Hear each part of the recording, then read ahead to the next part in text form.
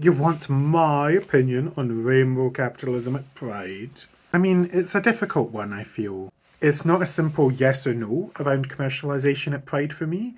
It really does depend on what is that actor's position throughout the rest of the year.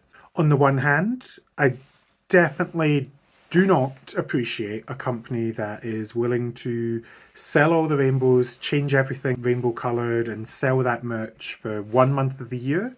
And then as soon as Pride Month is over, boom, back to their usual self. It sometimes feels a little bit disingenuous, but I suppose the main thing that I think about is, although they're showing up at that time, what are their actions throughout the rest of the year? So when we have Nando's, we have Sainsbury's, are they consistently throughout the year showing that they support the queer community?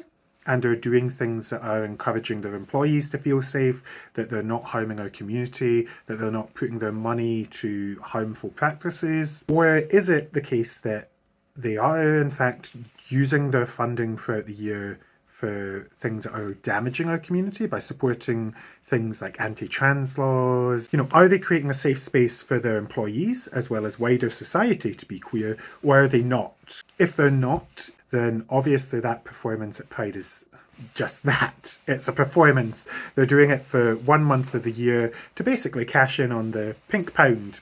I don't feel it's appropriate for you to be attending our spaces knowing that throughout the rest of the year you're actively working against us in some way. It's not the place for you because you're not supporting us. If, however, you are supporting us throughout the year, I am more than happy for you to come if your employees are just marching and waving a banner, if you've got a stall and you're handing out things or telling people about your schemes that you have at work, because people might be looking for employment, and so they might feel really comfortable knowing that you as an employer are actually willing to put your money where your mouth is. And it also will depend on another factor for me, which is that the organisation that has chosen to come along and have its presence, or is that an organisation group?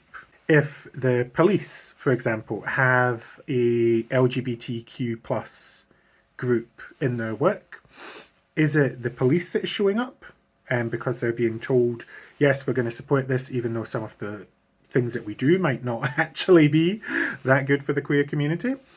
Or is it that the LGBTQ plus group within that organisation is coming along, and as queer people themselves who happen to be part of this organisation, are they coming along?